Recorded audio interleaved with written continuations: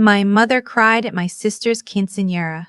Real tears, the kind that streak mascara down your cheeks and make everyone in the room reach for a tissue. I remember standing at the edge of the dance floor in a dress that was 2 sizes too big because it had been bought for me 2 years earlier. Bought for an event that never came. Watching her dab her eyes while my sister twirled in $3,000 worth of tulle and sequins. Nobody cried at my 15th birthday. There wasn't a party to cry at. I'm not telling you this to make you feel sorry for me. I'm telling you this because you need to understand where I started before you can understand where I ended up. My name is Iris. I'm 31 years old. I run a healthcare technology firm with 42 employees, and last spring, I sat across a conference table from my sister's husband while his company begged mine for a licensing deal that would keep them from going under. My sister was in the waiting room outside. She didn't know I owned the company. Let me back up. Growing up, there were 2 kinds of children in our house. There was my sister, Faye, who was beautiful and social, and the kind of girl teachers remembered. And then there was me, quiet, bookish, the one who got good grades without anyone noticing, the one who fixed the router when it went down and helped my father with his tax software, and got a 99th percentile score on my PSATs and heard nothing about it at dinner. Faye got a standing ovation at dinner for making varsity cheerleading. I'm not exaggerating. My mother actually stood up. My parents weren't cruel in the way that leaves marks. They were cruel in the way that leaves absences. No mark where a compliment should have been. No weight where encouragement should have sat. They provided for me materially. Food, clothes, a bedroom, school supplies. But there is a difference between providing for a child and investing in one. And they invested everything they had, financially and emotionally, into Faye. I didn't understand it fully until I was 17 and I sat down at the kitchen table with a printout from the University of Michigan. Early acceptance. Full academic scholarship consideration, pending a household financial disclosure form that required a parent's signature. My father looked at the paper for a long time, long enough that I thought he was actually reading it. Then he slid it back across the table. "We can't do this," he said. I asked what he meant. The scholarship would cover nearly everything. I just needed the form signed so the financial aid office could complete my package. "We can't share our financial information," he said. "It's private." My mother was at the stove. She didn't turn around. I pointed out that it was just a form, that other families did it, that without it I would likely lose the scholarship consideration entirely. "Then you'll need to figure something else out," my father said. "You're smart. You'll find a way." 3 weeks later, he and my mother flew to Orlando to watch Faye compete in a regional cheerleading championship. They paid for her coach to come. They bought her new shoes for the competition. They stayed 4 nights in a hotel with a pool. I did not go with them. I stayed home and researched every alternative loan, grant, and work-study program I could find. That was the year I understood. I was not going to get help from these people. Not because they couldn't give it, because they had decided, somewhere along the way, that I wasn't who they were giving it to. I enrolled at a state school 40 minutes from home. I took out federal loans.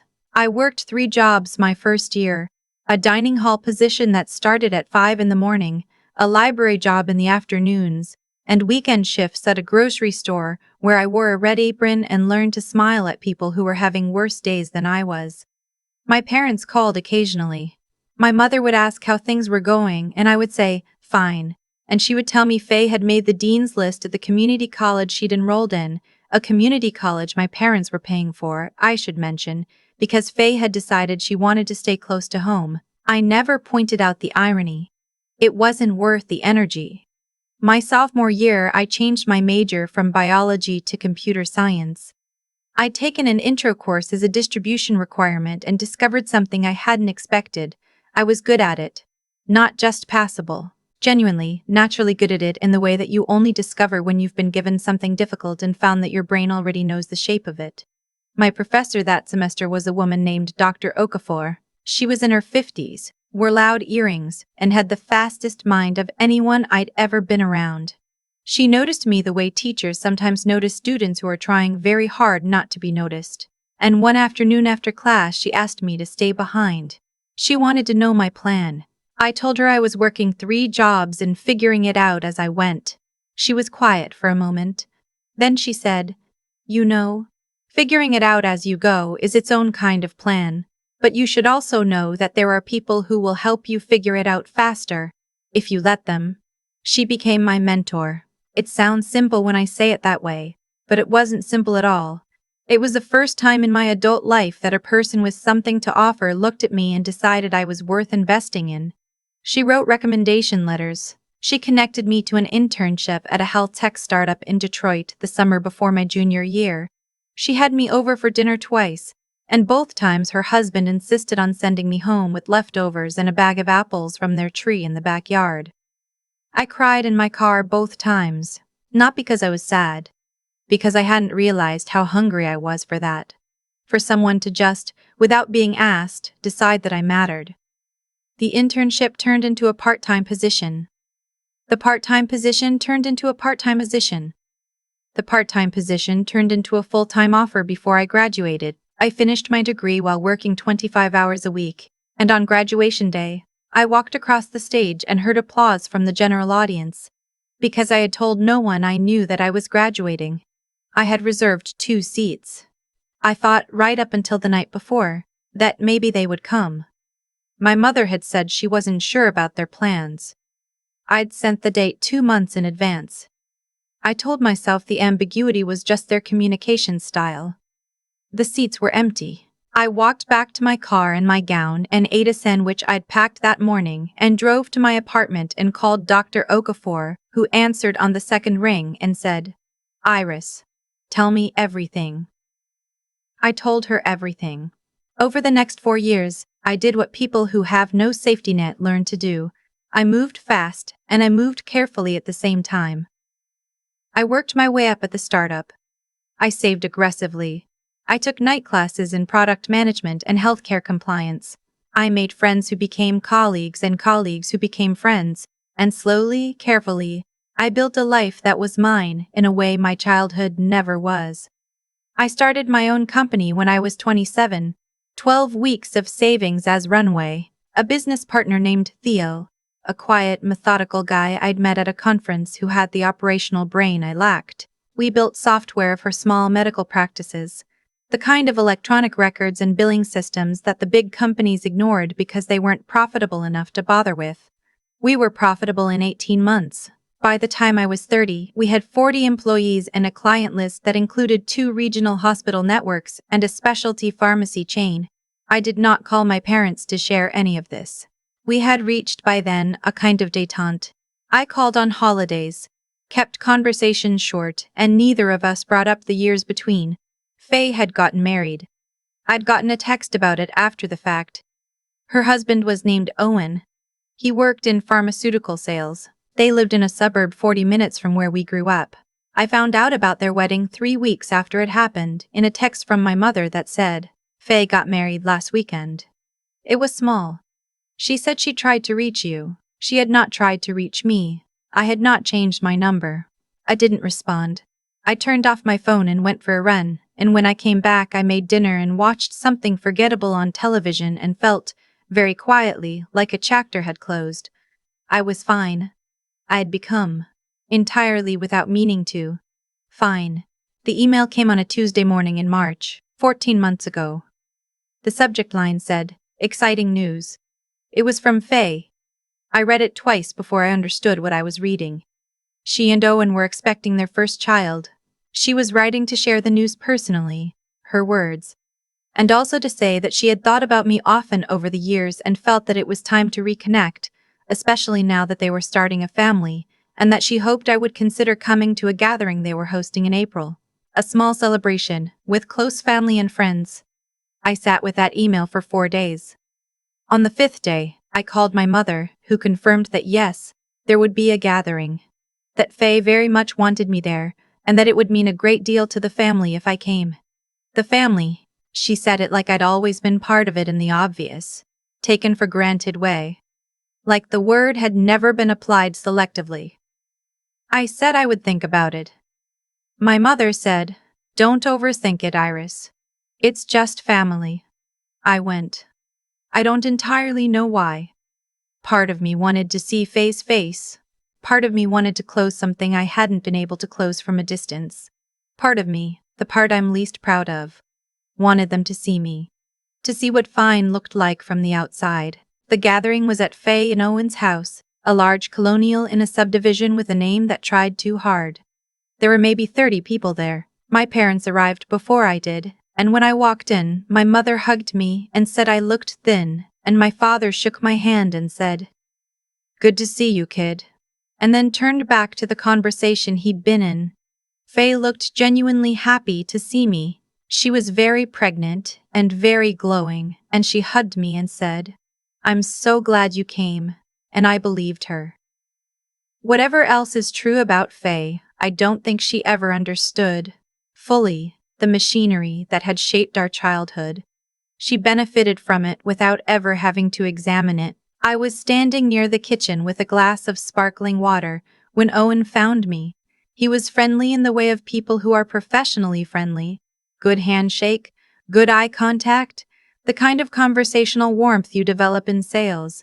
He asked what I did. I told him I ran a healthcare technology company. He asked which one, and I told him, and something shifted very slightly in his face. "Wait," he said, "Meridian Health Systems." "Yes."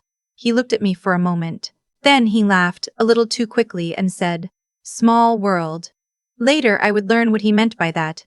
2 weeks after the gathering, I was in a meeting with my business development team when Theo stuck his head in the door and said there was a company requesting an urgent licensing call.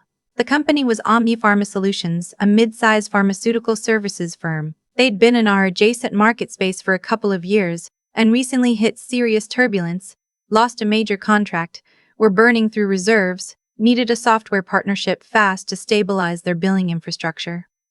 I let my BD director take the first call. She came back and told me Omni Pharma's VP of Sales would be in town the following Thursday and wanted to meet in person. I looked at the company's LinkedIn page that night. Owen's profile was the third result. He was VP of Sales at Omni Pharma Solutions. He had been for 2 years. I sat with my laptop in my quiet kitchen for a long time. My coffee went cold. Outside, it started to rain. I thought about my mother standing up to applaud cheerleading. I thought about 2 empty seats. I thought about a signature on a financial disclosure form that my father had slid back across the table like it was a piece of junk mail. Then I thought about Dr. Okafor sending me home with apples. I was not interested in revenge. I want to be clear about that. I have spent too many years building something real to spend even an afternoon on revenge. But I was also not going to pretend that I didn't know who Owen was, or manufacture a conflict where there wasn't one. My company was solid. If Omni Pharma needed us, they needed us on our terms, and our terms were what they were. I had Theo set the meeting. Owen walked into our conference room at 10 in the morning, and I watched the moment he registered me at the head of the table. He recovered quickly. I'll give him that. He set down his portfolio, extended his hand, and said, "Iris, wow. I didn't put this together until last night when I looked up your company." I shook his hand. "Good morning, Owen. Can I get you anything? Coffee? Water?" He took water. He took water. We went through the first half of the meeting professionally and efficiently. Omni Pharma's situation was exactly as described. A billing integration gap that was costing them time and money. A client list that was nervous. A board that was watching the quarterly numbers very closely. Our platform was a clean solution. The licensing terms were standard. There was nothing unusual about the deal from a business standpoint. Halfway through the meeting, the door behind Owen opened. I had not known she was coming. Owen had listed himself and one of his operational leads as the attendees. But the door opened, and Faye walked in, enormous belly and all, carrying a tote bag and a cardboard coffee carrier, and the expression of someone who has just arrived somewhere she wasn't entirely sure she was supposed to be. She saw me. She stopped. "Iris," her voice came out small. "Faye." I kept mine even. Owen turned around. Something moved across his face that I couldn't entirely read, discomfort, mostly, and something underneath it that looked like the beginning of a calculation. I didn't realize. Faye started. That this was my company, I said. It's all right, sit down. She sat. The meeting continued. I kept it professional because that is what you do when you have built something real, and you want to protect it from the static of personal history. We covered the remaining terms. My legal team would send contracts by end of week. Standard 30-day review period. When we wrapped up, Owen shook my hand again. His grip was different this time. Faye hung back while Owen spoke briefly with Theo near the door. I really didn't know, she said quietly. I know. I thought. She stopped. I thought you were just like a software person. I almost laughed. I am a software person. She looked around the conference room, the framed industry awards on the wall, the city view behind me, the team filtering out with tablets and folders. Mom and Dad don't know about any of this, do they? It wasn't a question. No, I said. She was quiet for a long moment. Are you happy? I thought about it. Not the performance of happy, not the version of the answer that would satisfy her or wound her or land in some useful place between us. Just the actual answer. Yes, I said, I am. She nodded slowly. Her eyes went bright in the way that eyes go when someone is deciding whether to cry. I'm glad, she said, and then, I'm sorry, Iris, for... I don't know if you want to hear that. But I am. I looked at my sister. I thought about Quinceañera Tool and cheerleading championships, and 2 empty seats and apples from Dr. Okafor's backyard tree. I know you are, I said. The contract was signed 6 weeks later. Omnipharma is now one of our clients. Owen and I are professional. We are not warm, exactly, but we are respectful, and for a business relationship, that's enough. My parents found out about my company 6 weeks after that. Faye told them. I don't know exactly what she said, but my mother called me on a Sunday afternoon, and the first words out of her mouth were, "Why didn't you tell us?" I thought about how to answer that for a moment. I didn't think you'd be interested, I said. She was quiet for a long time. Then, that's not fair, Iris. Mom, I said, I needed a signature on a form when I was 17. I just needed a signature. That's all I ever needed from you. She started to say something, and I said gently, I have to go. I have a 7 o'clock tomorrow, and I need to get some sleep. We said goodbye. I hung up. I sat by my window for a while, looking at the city that I had found and built my way into, piece by piece, without a single piece of help from the people who were supposed to give it. I did not feel vindicated. I did not feel triumphant. I felt, mostly, tired and clear. There is a woman who works for me now, a 23-year-old developer named Camille, just out of school. First in her family to get a computer science degree. Smart in the way that is obvious after 5 minutes, a little uncertain of herself in the way that's common when no one has thought to tell you yet that you're exceptional. I write her recommendation letters. I tell her when her work is good. Sometimes on late nights in the office I order pizza for the team. And I make sure she gets enough, because I've noticed she doesn't always take enough. Last week she stopped by my office to thank me for something I'd said in her performance review, and I told her it was easy to say things that were true. She laughed a little and said she didn't know she was going to end up here, in this city, in this kind of job. She said she'd felt lost for a long time and wasn't sure anyone had noticed her. I told her that someone noticed. I meant it. That's the part of the story that nobody talks about. Not the confrontation, not the contract, not my mother's phone call. The part that matters is what you decide to do with what was done to you. You can spend your life making people who hurt you watch you succeed. Or you can spend it making sure someone coming up behind you doesn't have to learn things the hard way alone. I chose the second one. I'm still choosing it. People always want to know about the moment. The conference room.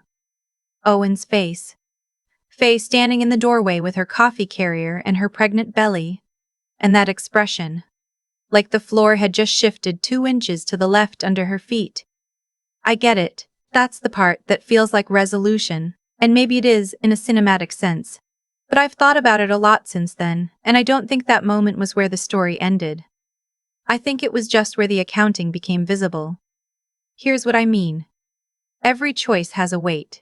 Not in any mystical sense, just in the plain mechanical sense that what you do determines what you become, and what you become determines what you're able to do.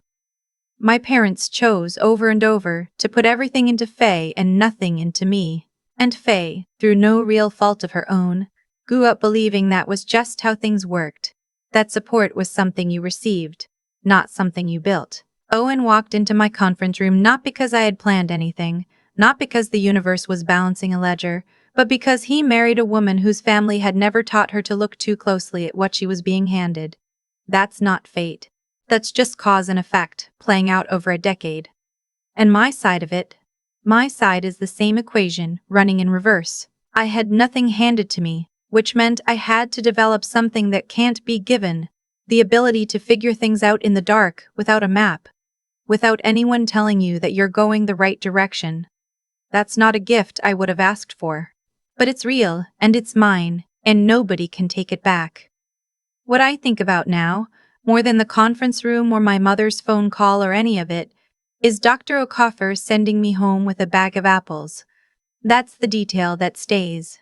Not because it was dramatic, because it wasn't. It was just a woman who saw a student, who was running on empty and thought, I have something I can give. So she gave it. Integrity is like that. It's not usually a grand gesture. It's the small decision, made when nobody's watching, to treat someone like they matter. Dr. Okafor didn't know what I would become. She just knew what was in front of her. A kid who was working 3 jobs and trying very hard and hadn't been told yet that she was worth the effort. She told me. It changed everything. I think about that when I'm with Camille, my 23-year-old developer. I try to tell her the thing I needed to hear. I try to notice her work before she has to ask me to. I try to make sure she takes enough pizza on the late nights, because I know from experience that hungry people don't always take what they need. Sometimes they wait to see if anyone offers. That's the only philosophy I've arrived at after 31 years, that intelligence without integrity is just a tool waiting to be misused, and that resilience built in isolation will eventually calcify into bitterness, unless you find a way to make it useful to someone else. I could have spent the last 8 years being angry. Some days I was. But anger doesn't compound the way investment does. Anger spends itself. Investment grows. Faye said she was sorry. I believed her. That doesn't fix the quinceañera I didn't get, or the signature my father refused to give, or the 2 empty seats at my graduation. It's not supposed to. An apology isn't a refund, but it's a beginning maybe of something more honest between us. And I have enough room in my life now for honest things. I'm still choosing every day what to do with what I was given. The answer I keep coming back to is, give something better to the person behind me. That's it. That's the whole lesson. It took me 8 years and a conference room and a bag of apples to learn it, but there it is.